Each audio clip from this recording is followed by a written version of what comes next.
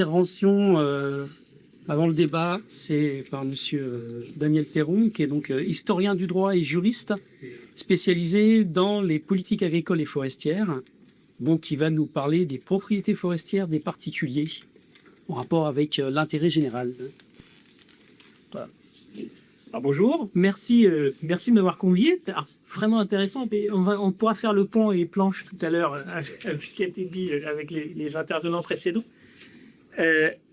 Donc moi, je vais m'intéresser au fait que la propriété forestière privée aujourd'hui, c'est 75% de notre espace forestier. Donc quand on parle forêt, on parle d'abord de l'espace forestier privé et beaucoup moins en réalité de l'espace géré par l'ONF qui fait que 25% et qui est pourtant celui qu'on connaît le plus a priori.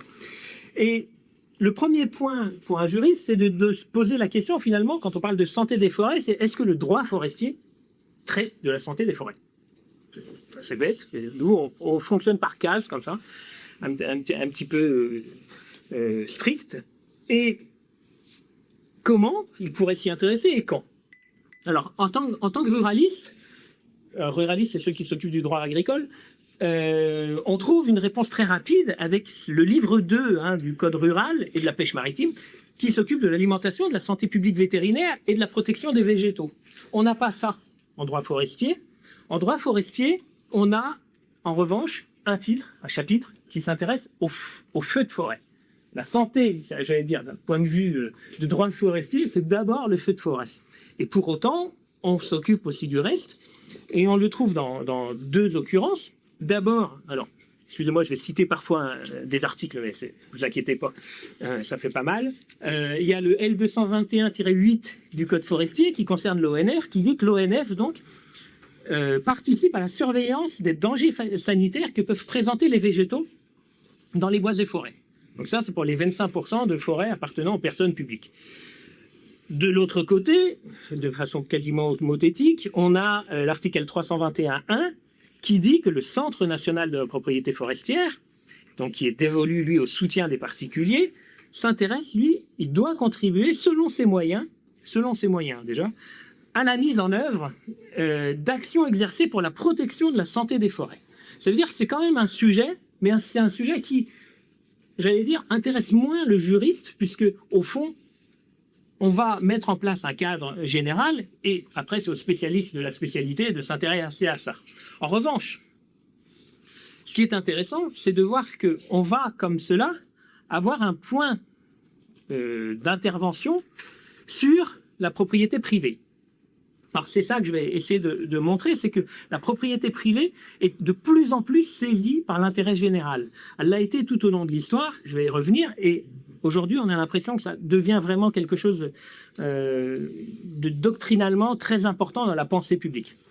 Alors, il faudra ajouter à ça aussi un autre point, et moi j'incite toujours tout le monde à aller voir ça, c'est le département de santé des forêts et le ministère de l'Agriculture, le fameux DSF, qui a une lettre du DSF qui est publiée annuellement sur Internet et que j'incite à voir. Et en 2024, par exemple, dans son numéro 60, il expliquait aucune essence n'a vu son état s'améliorer en 2023 et le nombre de situations de dépérissement augmente, disait le DSF.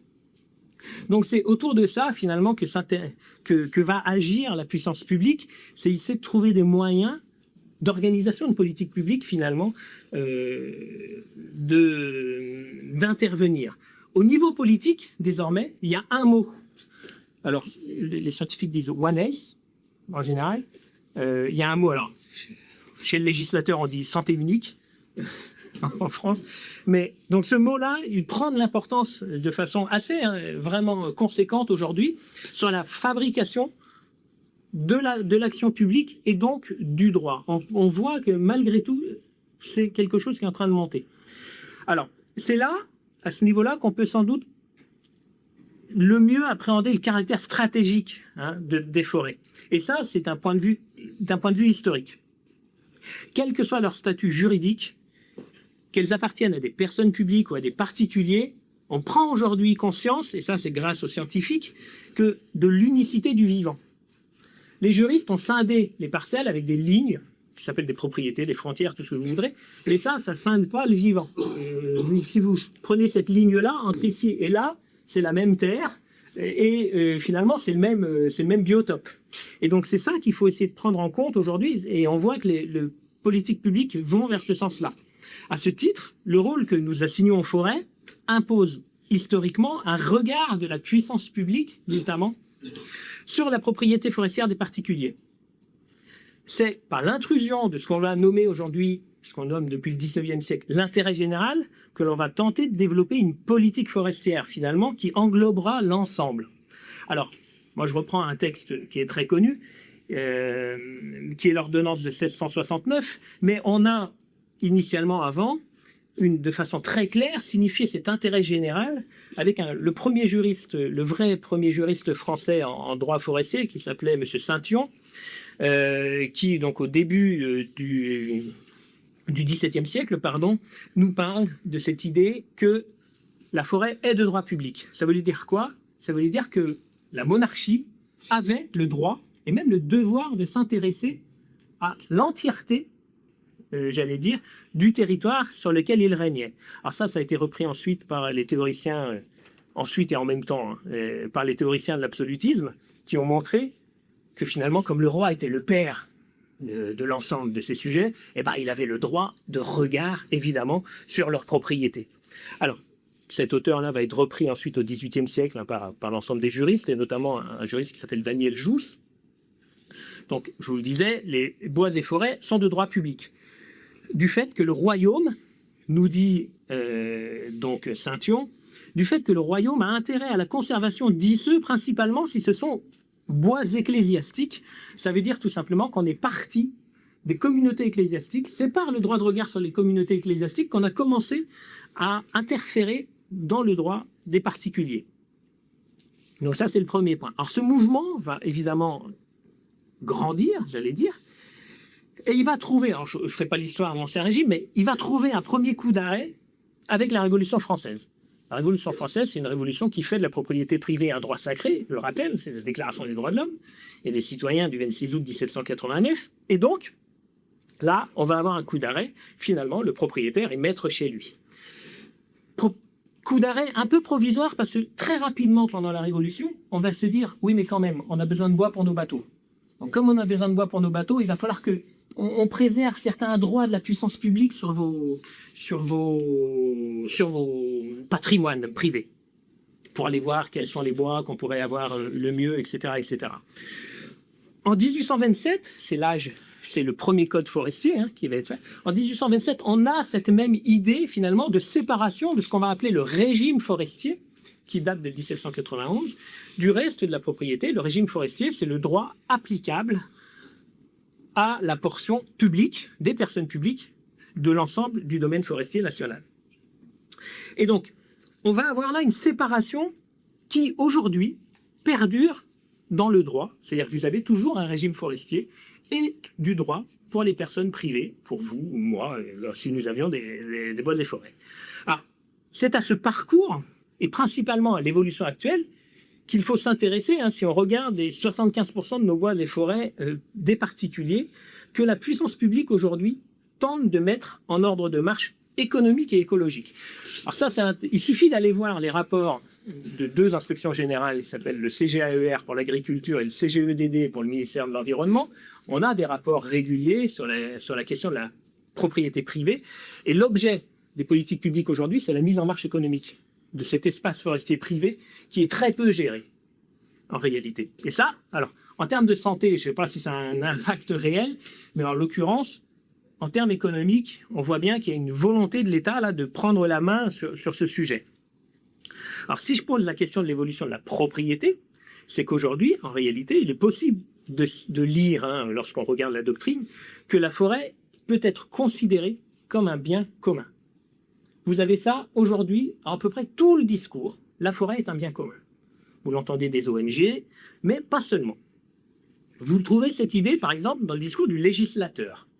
Il y a eu un rapport d'information il y a 2 ans, 3 ans, parlementaire de Mesdames Couturier et Panonacle. Alors, Madame Couturier, c'est une LFI, Madame Paul Panonacle, c'est une Renaissance aujourd'hui.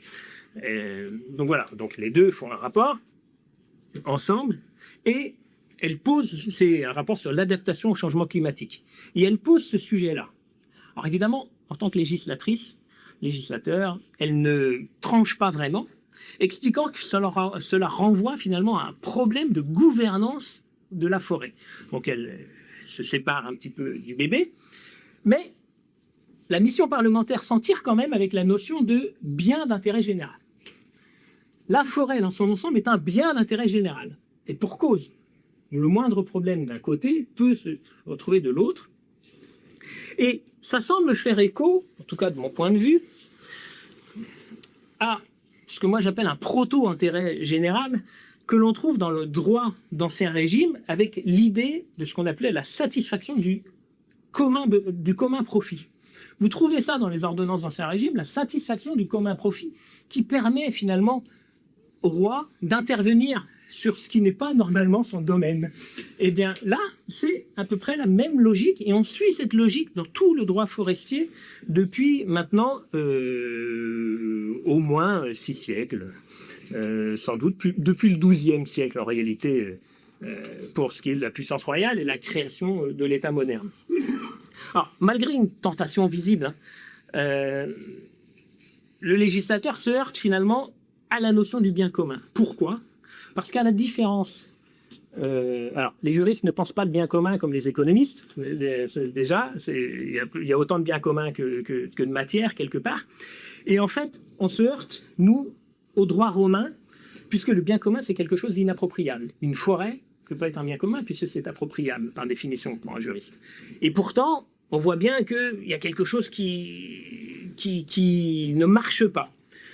Alors, en attendant, le législateur, lui, il a encadré la propriété forestière assez fermement. Et vous avez un article aujourd'hui, L112-2 du Code forestier, qui dispose que tout propriétaire exerce sur ses bois et forêts tous les droits résultant de la propriété, bon, dans les limites du Code, hein, évidemment, mais, dit-il, par une gestion durable, à l'équilibre biologique, en veillant à l'équilibre biologique et à la satisfaction des besoins en bois et autres produits forestiers. On voit bien là, à travers la notion d'équilibre biologique, qui n'est pas définie en droit. Je ne sais pas même si elle est définie en sciences, mais il y a une notion qui traîne dans les textes, bon, qui fait bien référence à cette idée finalement de santé, qui va nous permettre ensuite d'attaquer un autre problème de santé des forêts, qui est l'équilibre sylvo-cynégétique, qui existe lui aussi dans certains textes du Code forestier et du Code de l'environnement. Alors, l'idée pointe, il y a quand même une prudence institutionnelle qui est tout à fait légitime de la part du législateur, qui a peine quand même à s'affronter directement à la propriété privée, et qui nous amène vers cette idée d'une unicité du régime forestier entre privé et public. Alors cette unicité du régime forestier, elle a été pensée en 1945 dans un rapport qui s'appelle le rapport Leloup, peu importe, c'est un rapport qui a été remis au général de Gaulle, avant la fin de la guerre, hein, même, qui disait que ce serait peut-être bien d'aller vers cette idée d'une unicité du régime. Alors évidemment, il ne le fait pas à l'époque, et lui, le rapporteur, sait très bien qu'il ne faut pas le faire. Aujourd'hui, ce sujet est remis un petit peu en avant dans un rapport dit rapport Catelot, qui date de 2020, qui lui pose le sujet d'une unicité d'établissement public. Donc on va vers l'institutionnel en disant il faut une agence forestière nationale et non plus une séparation entre l'ONF et de l'autre côté le CNPF, Centre national de propriété forestière. Il faudrait une agence unique. Qui dit agence unique dit déjà politique unique. Au fond, c'est ça, vers cette idée-là pour moi. Et d'ailleurs, les propriétaires privés ne s'y sont pas trompés, ils se sont opposés à cette idée assez fortement, mais c'est quand même une idée qui arrive aujourd'hui. L'idée de bien commun, elle n'est pas que celle de la doctrine, elle est aussi émise notamment par l'ONF. Et pour ceux qui surveillent les réseaux sociaux, un petit peu comme moi, on a, par exemple, dans une communication sur le réseau LinkedIn du ministère, à l'occasion des Journées internationales de la forêt en 2024, une communication donc du service de communication du ministère de l'Agriculture qui dit « Riche en biodiversité, la forêt est un bien commun préservé des effets de changement climatique, etc. etc. » À préserver des effets. Mais elle dit « bien commun ». Le ministère de l'Agriculture dit, en tout cas son service de communication, dit « bien commun ». On a même mieux. Le 22 mars 2024, l'ONF faisait un débat sur ces fameuses journées internationales, et un débat titré « Une forêt pour tous, point d'interrogation, comment partager ce bien commun tout en le préservant ». On voit donc bien que pour la société, le système de la société, comme disait tout à l'heure l'intervenante, on a cette idée qu'on va vers un bien commun, et pour le coup, ça va forcément irriguer la construction des politiques publiques et donc la construction du droit qui est derrière. On touche profondément non seulement à notre imaginaire de la propriété, qui est issu de la Révolution, mais aussi, finalement, à l'idée que l'on peut se faire de l'espace commun que nous vivons. Une chose semble du coup certaine pour les juristes, c'est que nous sommes liés, c'est ce que dit le rapport Catelot notamment, nous sommes liés avec la forêt par un destin commun. Et à partir de ce moment-là, nous allons construire un système juridique et peut-être même économique qui pourrait permettre d'avancer vers ça. C'est pour ça que je suis toujours un peu plus optimiste que les scientifiques qui voient la forêt dépérir ou autre. Je me dis que finalement, la pensée politique derrière suit un peu. Cette vision, d'ailleurs, donc amène, comme je vous disais, à regrouper ce qui était séparé depuis maintenant 2 siècles, la propriété privée et la propriété des personnes publiques. Je rappelle quand même que nous avons un article L110-1 du Code de l'environnement, à travers lequel il n'est pas douteux que le législateur, c'était en 2016, a pensé les forêts comme faisant partie du patrimoine commun de la nation. Le terme patrimoine commun de la nation existe dans donc, le Code de l'environnement. Alors c'est d'autant plus intéressant pour la forêt que depuis le 11 décembre 1789, les bois et forêts sont placés sous la sauvegarde de la nation. C'est des textes fondateurs du droit. En réalité, la nation ici, c'est le souverain. Mais on peut jouer sur cette idée, le souverain étant la nation, elle va surveiller l'entièreté du domaine forestier. On pourrait aussi parler, comme un rapport du CGAER, de capital commun, là, en parlant du paysage. C'est un rapport de 2020, de février 2020, qui parle de capital commun concernant le paysage. Et on sait qu'en droit de l'environnement, le paysage a sa grande importance lorsqu'il s'agit d'attaquer telle ou telle infrastructure en construction future ou présente. Alors, ça signifie la renaissance de l'idée qu'il y ait des choses qui nous sont communes aujourd'hui. Et ça, c'est très important du point de vue de la construction du droit. Il faut rappeler ici, pour reprendre les mots d'un juriste, alors que je cite toujours, mais parce que c'est l'un de mes maîtres, c'est le professeur Alain Suppiot, qui est professeur au Collège de France. C'est un grand professeur de droit social, mais il explique, lui, que la norme juridique tire sa force d'une fois partagée dans un devoir-être qu'elle vise à mettre en œuvre. Donc la norme juridique, c'est pas seulement une norme technique, c'est aussi une norme morale, quelque part, c'est un devoir-être. Et ce devoir-être, vous l'avez dans le droit de l'environnement, par exemple, avec cette idée qu'il faut partager un devoir à l'égard de la nature, de la protection donc de la nature, et avec cette idée, enfin ce principe même mis en œuvre, qui est le principe de non-régression. On a un principe de non-régression dans le Code de l'environnement, et on voit bien là, s'il s'agit de ne pas régresser, nous avons le devoir de ne pas le faire. Donc c'est une transformation aussi de notre regard à l'égard, finalement, de notre action possible sur la nature. Et de ce point de vue, la législation forestière est en train d'évoluer, en tout cas dans sa pensée. On n'a pas de grande loi forestière en construction aujourd'hui, mais on voit bien que parmi les textes qui sont développés, d'abord, il y a une grande communauté de pensée selon dans tout l'arc politique. Je rappelle que la dernière grande loi forestière, qui est de 2001, a été votée à l'unanimité de l'Assemblée nationale, et que dans le texte, par exemple, proposé par LFI il y a 2 ans, nous avons des co-signataires de l'autre côté de l'hémicycle, ce qui est suffisamment rare quand même pour être signalé, c'est-à-dire qu'on a une communauté de pensée sur l'objectif. Alors, il est bon ou il est mauvais, c'est pas le sujet. Le sujet, c'est que le législateur, de ce point de vue, assez cohérent et porte une vision finalement qui est celle de la société actuelle. C'est l'un des problèmes que l'on a, c'est que on va peut-être vers cette idée qu'il faut préserver la forêt plutôt, enfin en tout cas dans la multifonctionnalité, qu'il faut plutôt la préserver que l'exploiter. Et donc, là, il y a un équilibre à trouver. Il y a un rapport il y a une note de la fondation Terra Nova qui est parue hier, que je vous invite à lire là-dessus, qui dit bien ce besoin de mesure dans le sujet. Alors, la forêt donc est incluse dans l'attention à la nature qui est imposée aujourd'hui par le droit. Elle l'est d'autant plus qu'elle est pour les juristes. Et là, je vais reprendre une expression, une formule de la professeure Katia Blairon, qui est une professeure de Nancy, Katia Blairon, qui dit que c'est une perception humaine, pardon, pas une personne, attention, une perception humaine exprimée juridiquement. C'est-à-dire que la forêt, c'est une perception humaine, c'est même un construit, finalement, humain. C'est ce que nous pensons être la forêt, qui est la forêt, finalement. Et d'un point de vue juridique, nous la construisons comme telle. Il faut revenir ici aussi sur cette idée de propriété. Là, c'est la grande rupture peut-être aujourd'hui. Alors, il y a une vraie lutte. Moi, je pense qu'on est sur un point de bascule, mais il y a une vraie lutte encore aujourd'hui, qui est de savoir si la propriété a une fonction sociale ou pas de fonction sociale. Ou si c'est un droit individualiste qui nous permettrait finalement de faire ce que l'on veut chez nous.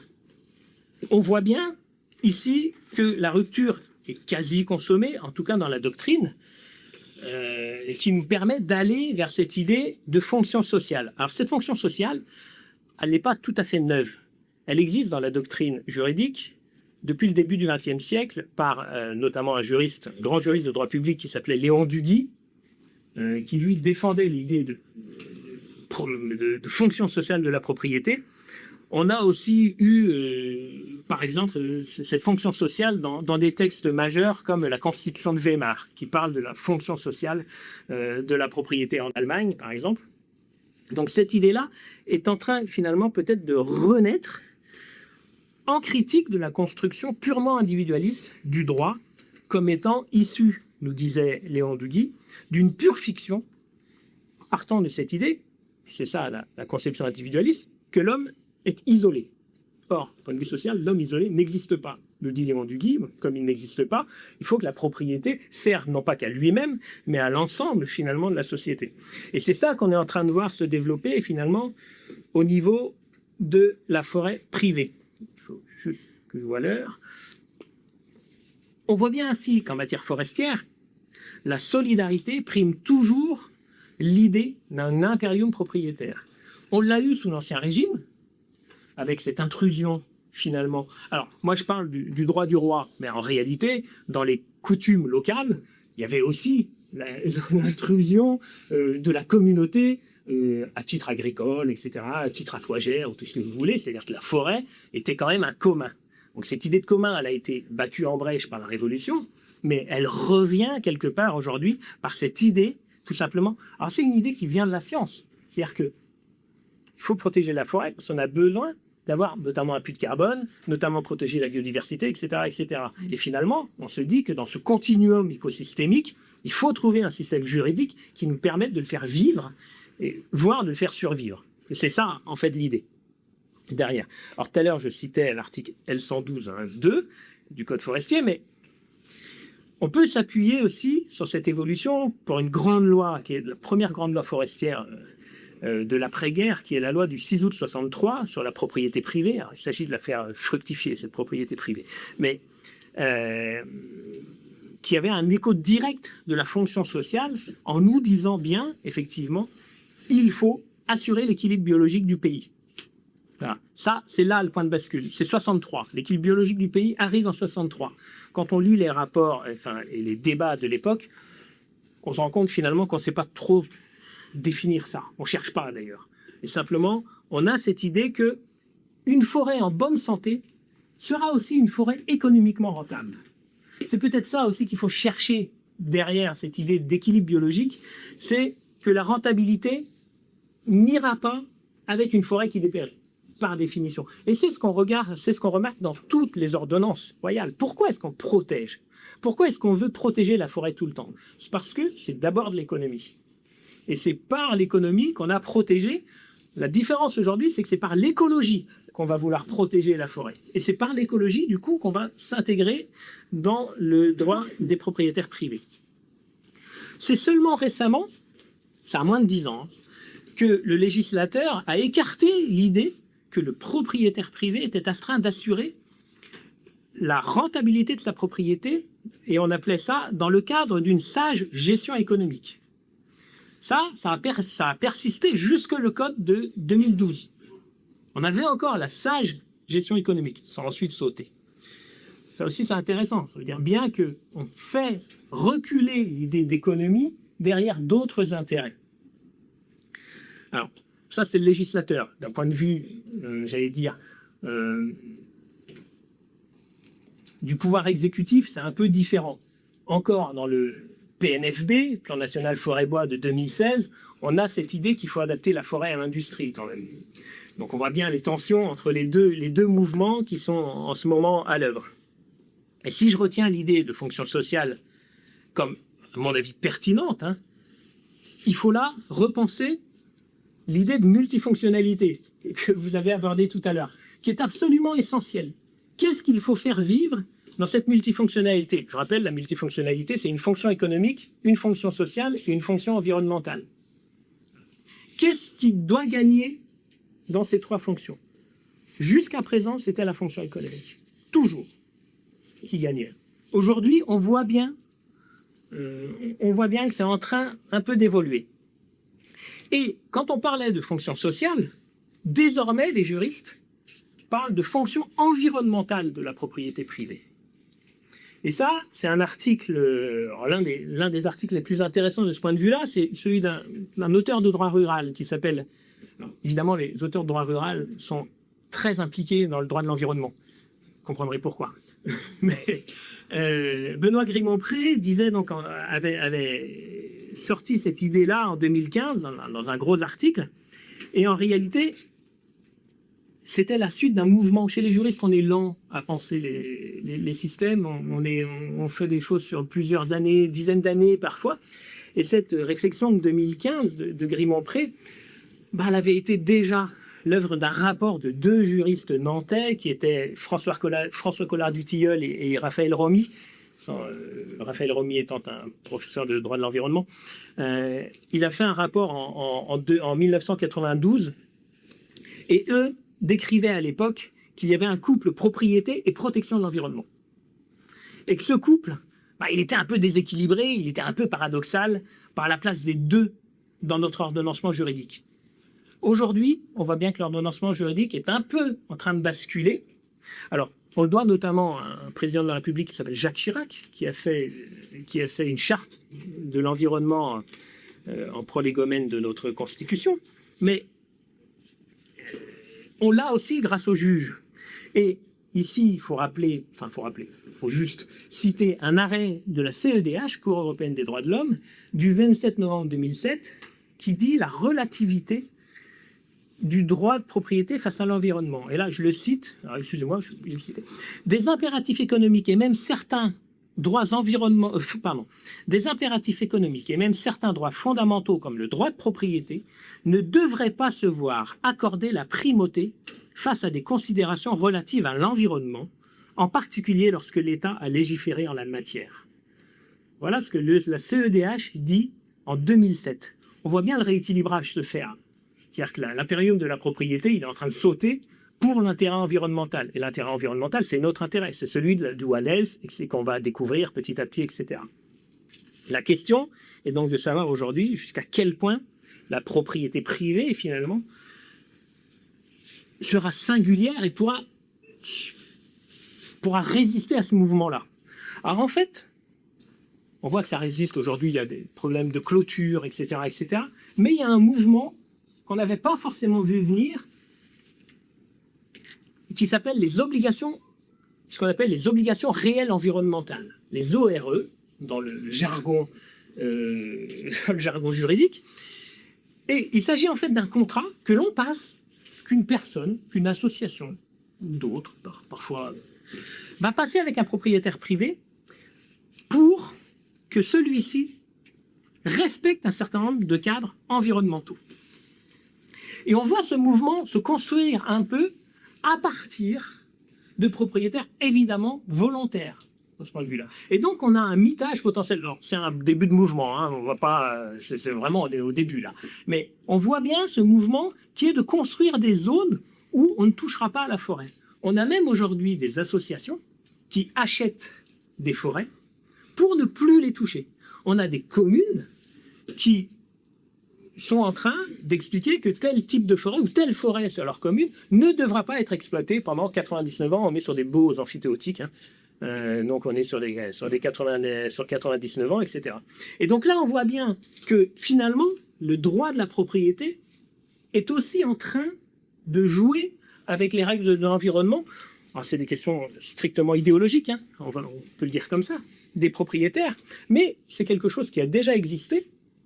Alors je rappelle, vous connaissez peut-être un peu la chasse, les questions de chasse. Il y a un arrêt très célèbre en droit européen, qui s'appelle l'arrêt Chassagne. L'arrêt Chassagne, c'est en fait un propriétaire français qui, en France, on n'avait pas le droit de s'opposer à ce que des chasseurs viennent chez vous. On avait ce qu'on appelait les ACA, et quand vous étiez dans une association de chasse agréée, les chasseurs passaient chez vous. Et un jour, il y a un propriétaire qui a dit « Non, mais moi, je ne veux pas de chasseurs chez moi. C'est le droit de propriété. Je veux préserver les petites bêtes. Et donc, je vais attaquer. » Et effectivement, il va en cour européenne et il gagne. Le droit de propriété lui permet de préserver l'environnement, en tout cas de préserver le fait qu'il n'y ait pas de chasse chez lui. Donc, on voit bien là que ce mouvement-là est en train vraiment de prendre corps à travers cette notion finalement de bien commun, puisque beaucoup de ces propriétaires nous parlent de cette idée de bien commun lorsqu'on est avec eux. Et je terminerai par deux éléments qui montrent l'évolution de la chose. D'abord, un arrêt du Conseil d'État du 27 septembre 2022 qui enjoint à l'ONF, l'ONF c'est le gestionnaire de la propriété privée de l'État, il enjoint à l'ONF de communiquer à l'association Mormal Forêt-Bois, il y a une association en forêt de Mormal, bref, donc l'association Mormal Forêt Agir, il enjoint donc à l'ONF de lui communiquer la partie non économique du document d'aménagement. Cela signifie que les ONG, que les citoyens autour de la forêt auront accès aux documents d'aménagement de façon non économique, ça c'est du droit de la propriété, c'est du droit économique qui est préservé. Mais en l'occurrence, il y a un droit de regard des citoyens sur la façon dont l'ONF va gérer ses forêts. Ça, c'est un changement copernicien. Et pour avoir travaillé à l'ONF, je peux vous dire que c'est un peu compliqué de se faire expliquer par des ONG comment on doit gérer notre forêt. Bon, c'est difficile. Et j'en terminerai là parce que c'est ce qui est en train de se passer aujourd'hui. On a un avis de la CADA. La CADA, c'est la Commission d'accès aux documents administratifs que nous pouvons tous saisir hein, si nous avons besoin d'un document administratif à l'université ou ailleurs, que l'université refuse de le donner. On saisit la CADA. Et dans un avis du 14 décembre 2023, la CADA nous dit qu'il y a une légitimité à demander la communication au CRPF de Nouvelle-Aquitaine du plan simple de gestion d'une forêt d'un propriétaire privé. Pourquoi? Parce que, comme l'a montré le Conseil d'État sur l'ONF, il y a tout simplement un devoir d'information des citoyens à l'égard des documents environnementaux détenus par la puissance publique. Et par ce droit de regard sur les documents environnementaux, l'avis de la CADA nous dit c'est un document environnemental, l'aménagement de la forêt privée de monsieur X ou de madame Y. Et donc, il n'y a pas de raison que vous ne le donniez pas. Ça signifie quoi? Ça signifie que des ONG, c'est quand même rarement des propriétaires, enfin, rarement des individus lambda, ça signifie que des associations pourront demander du droit de regard sur ce que fait le propriétaire dans sa propre propriété en matière d'aménagement. Et ça, alors pour le coup, je sais que ça fait l'objet d'un recours, etc. Le CNPF est vent debout, je comprends cette position. Mais en réalité, c'est la CADA, de mon point de vue en tout cas, c'est la CADA qui a raison. Le droit d'information fait qu'on va vers ça. Alors ça fait partie des éléments du droit que l'on n'a pas forcément vu au départ. Le législateur n'a pas forcément vu au départ, en disant on a le droit de regarder. Oui, sauf que lorsque vous avez un document qui touche un propriétaire privé, finalement, vous avez le droit de lui demander Alors un certain nombre de juristes disent, bon écoutez, c'est la même chose quand vous déposez un permis de construire. Finalement, votre voisin a le droit et pas de raison pour l'aménagement d'une forêt, ce ne soit pas la même chose. Bon, ça c'est un débat, mais c'est un débat qui est très important parce qu'on montre de plus en plus que le propriétaire ne sera pas maître de sa forêt à l'avenir. Et ça, voilà, c'est le mouvement qui est en train de se faire. Alors, on n'est pas à l'abri d'un recul, hein. On voit au niveau européen aujourd'hui les reculs qui sont en train de se faire sur le Green Deal et autres. Mais voilà, c'est un mouvement de long terme. Et en dehors des sinusoïdes qu'on voit de temps en temps, il y a une tendance lourde quand même, qui est bien celle de penser la forêt comme un bien commun dans lequel la propriété privée va s'insérer et donc va devoir agir, j'allais dire, pour la collectivité. Voilà.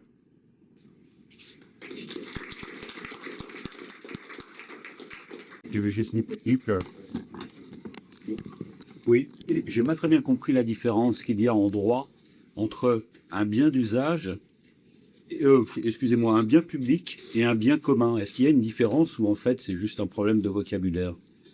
Parce que vous avez employé les deux. Ouais. Vous avez employé. J'emploie les deux parce que, en fait, il y a une différence. Le bien commun, en droit, nous on est hérité du droit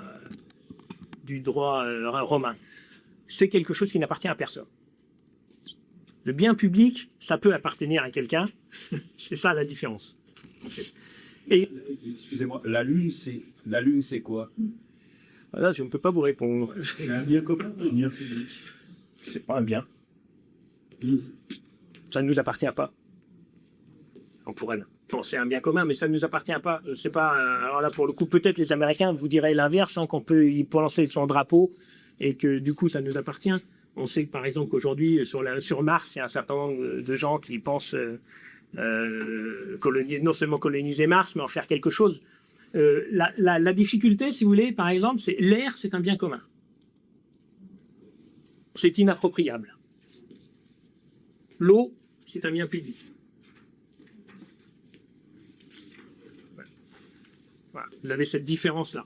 Après, pourquoi est-ce qu'on va parler de bien public?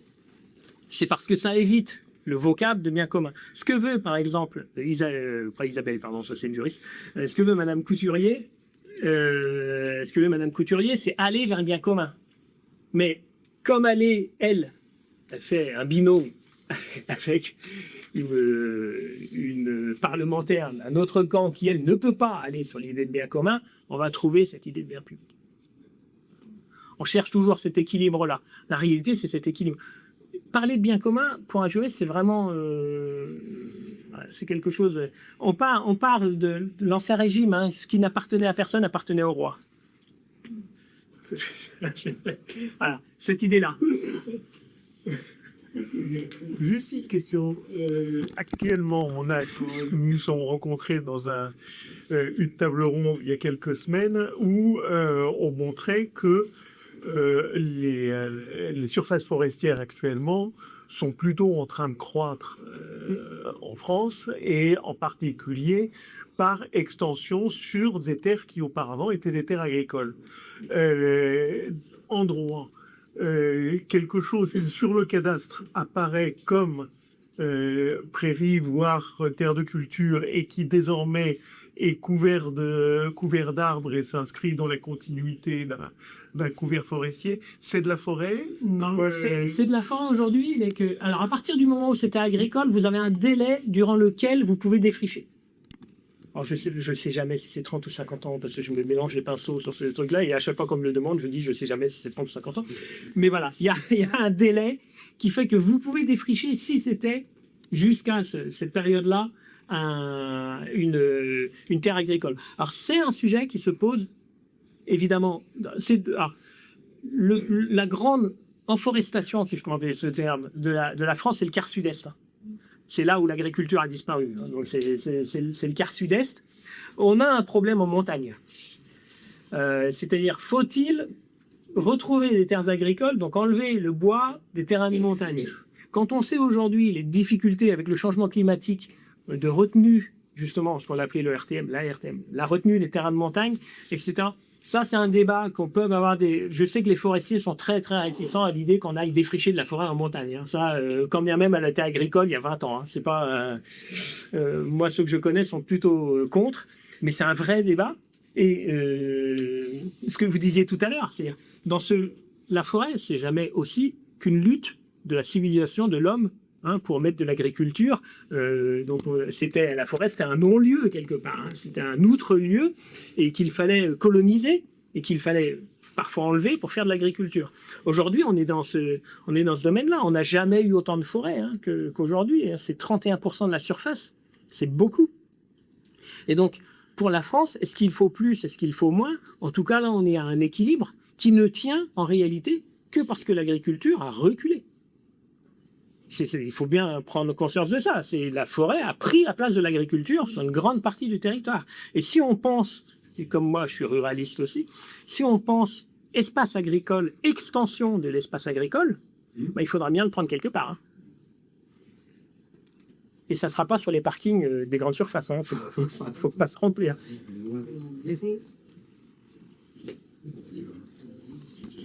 Où il y a de plus en plus prégnant cet équilibre biologique, de la forêt.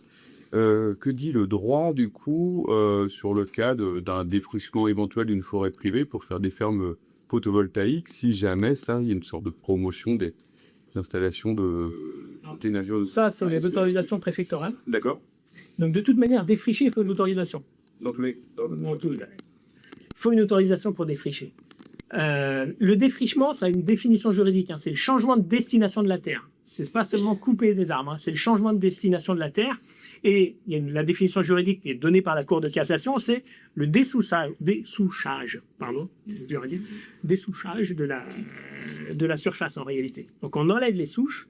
Alors ça, c'est un des grands débats. Est-ce qu'il faut enlever de la forêt pour faire des fermes photovoltaïques? Tous les forestiers sont vent debout. Tous ceux que je connais, moi, un pas qui est pour. C'est un sujet. Il y a un débat par ailleurs, effectivement, sur le bois énergie ou autre qui est prégnant. Aujourd'hui, il y a un vrai débat entre ceux qui vous disent s'il faut, d'autres qui vous disent il faut peut-être faire attention. Bon, et donc sur ces questions-là, en réalité, aujourd'hui, le défrichement, c'est pas un problème juridique, on sait faire. C'est un vrai problème de société. Et je prends toujours, pour moi, il y a un vrai problème. Chez les juristes, comme en sciences sociales en règle générale, le vrai problème, c'est celui de regard que nous avons sur notre environnement. Et je prends toujours cette formule que j'ai trouvée vraiment topique, très bonne, d'une historienne qui s'appelle André Corvol. André Corvol nous dit, en fait, le problème que nous avons par rapport à la forêt, c'est qu'elle nous ramène à notre enfance. Une forêt, souvent, on l'a vécue enfant. Et puis, quand on a 50 ans ou 60 ans, on se dit, couper, c'est changer notre paysage. Et les historiens savent bien que le paysage n'était pas du tout le même il y a 120 ans, que la forêt n'était pas la même du tout. Et en fait, on pense la forêt à l'échelle humaine, à l'échelle d'une vie humaine, alors qu'il faudrait sans doute la penser à plus longue échéance dans son évolution. Et c'est là aussi où on a le problème du défrichement. Je prends toujours cet exemple de la série artistique de Fontainebleau. Mais les peintres de Barbizon ne connaissaient pas la même forêt que nous. D'ailleurs, vous regardez leur tableau, vous allez au même endroit, vous n'aurez pas la même forêt que nous. Et donc, c'est compliqué, ça. C'est compliqué. La question du défrichement est quelque chose de très compliqué. Et c'est plus sociétalement compliqué que scientifiquement ou autre. Ouais. En fait, en rapport avec ça, il y avait des questions patrimoniales en montagne aussi, où il y a des forêts qui progressent beaucoup et qui encerclent finalement certains villages. Et il y a des habitants, en fait, qui étaient gênés et qui disaient même la forêt avance vers nous. Et en fait, eux, ils prônaient pour qu'on défriche, pour retrouver en fait les paysages qu'ils avaient avant. Et il y a pas mal de systèmes de communes, d'ailleurs, qui ont mis en place, il me semble, du pâturage, qui faut unir des bêtes pour maintenir les espaces ouverts, pour ralentir ça, quoi. Donc c'est encore une question... Le problème, c'est que les maintenir ouverts, ça va. C'est quand il faut défricher que ça pose problème. Les maintenir ouverts, oui. Et puis après tout, il faut maintenir de l'agriculture. C'est aussi de l'activité économique de l'agriculture. On oublie quand même une chose, c'est que l'activité forestière en montagne, elle est beaucoup plus chère, beaucoup plus dure. On a déjà du mal à trouver du personnel pour aller faire des travaux forestiers en plaine. Donc, c'est un trait. l'exploitation du bois de montagne est quand même beaucoup plus compliquée. Et donc, on a là beaucoup d'espaces de protection en réalité, hein. Protection d'espaces biologiques un peu protégés. Mais après, on peut comprendre, hein, les habitants qui n'ont pas envie de vivre dans la forêt. Et ça, c'est toujours cet équilibre-là qu'il faut trouver. En réalité, c'est facile. Alors, moi, je suis breton. C'est facile pour moi de dire oui, bon, la montagne, vous n'avez qu'à laisser votre forêt grandir. Oui, d'accord, mais est-ce que moi, j'ai envie de vivre au milieu de la forêt de Paimpont? Un petit personnage, je suis pas sûr. Je suis sûr que non. Mais ça, c'est un vrai. Et ça, c'est le problème du regard. Et la difficulté, c'est qu'on va construire. Le droit, c'est une science sociale. Enfin, c'est pas une science, c'est un art. Mais pour moi, mais c'est quelque chose qui va retranscrire l'idée d'une société à un moment donné. C'est pas parce qu'on fait ça aujourd'hui qu'il y aura un accord dans 10, 15 ans sur le même sujet. Et la difficulté, c'est qu'en forêt, le temps est très long. Donc intervenir législativement sur la forêt, c'est intervenir sur un temps long. Et le regard, il change, le regard de votre société change. Aujourd'hui, on a des éléments pour surveiller la forêt. Si on regarde le feu, par exemple, on a des drones, etc., etc. On a des choses qu'on n'avait pas avant. Donc ça, il faut l'adapter à non seulement à notre regard, à notre sensibilité. Vous parliez tout à l'heure des arbres à qui on fait des câlins. Alors bon, c'est pas forcément très, très occidental comme vision, mais il y a d'autres sociétés où c'est très clair. Le droit européen parle de la fonction de santé des forêts. Je m'intéresse à un autre pays, moi, la Corée, par exemple. En Corée, l'idée que la forêt est essentielle à la santé des séoulites, des séouliens, elle est écrite dans le droit. Ils y vont. Et c'est finalement ce qu'on faisait aussi au début du XXe siècle, lorsqu'on allait de Paris à Fontainebleau par le train du dimanche, on allait prendre un bain d'air. Peut-être une dernière question technique, on va passer à la table à la Zogobu et qui est par intervenant. Oui, je viens d'entendre que la surface forestière croît, mais qu'appelle-t-on de forêt? Comment définir une forêt pour ne pas placer sous le vocable forêt les cultures industrielles et monospécifiques d'arbres? Parce qu'évidemment, vu d'avion, en dessous c'est ouvert et il y a des arbres, on peut appeler ça forêt, mais il y a des forêts qui ne sont pas des forêts. Donc comment définir les forêts en faisant attention à cette déviation industrielle? Alors, le droit français ne définit pas la forêt, comme ça c'est plus simple. Il n'y a pas de définition juridique de la forêt en tant que telle en droit français. Hein, si on se réfère au dictionnaire de l'Ancien Régime, on a une plantation d'arbres forestiers. En revanche, on a une définition, alors là je n'ai plus exactement en tête et je n'ai pas noté, mais on a une définition de la FAO qui est reprise dans les textes européens. C'est 0,5 hectares avec des arbres de plus de 5 mètres de haut, des arbres d'essence forestière, parce que l'essence est essentielle. Après, ça c'est un débat de biologiste, ça. Je connais bien pour le coup Francis Allais et sa logique de champ d'arbres pour les Landes, hein, par exemple. Ça c'est pour un juriste, je ne sais pas si ça a une vraie signification. Parce que le problème, c'est que la forêt, pour nous, c'est un construit. Toutes les forêts que nous avons en France sont anthropisées. Et en Europe aussi. Il n'y a pas de forêt qui ne soit pas anthropisée. Vous avez la grande forêt dans l'Ain, la forêt de l'Ain, grande forêt avec des chênes. Tronchet, pas moi, c'est la forêt de Tronchet. La forêt de Tronchet, c'est un construit complet. Hein. Elle est complètement artificielle. Hein. Ça n'existait pas avant. C'est un champ d'arbres de la même façon que les Landes sont un champ d'arbres. Sauf que c'est des chênes, que c'est joli, et qu'on aime peut-être moins, enfin nous, mais dans les Landes, on est très attaché à cette forêt landaise. Et les sociologues qui travaillent sur la forêt landaise montrent bien l'attachement. Donc c'est assez compliqué en réalité. C'est un regard sociétal de ça. Après, les scientifiques peuvent se battre. Ça, c'est pas...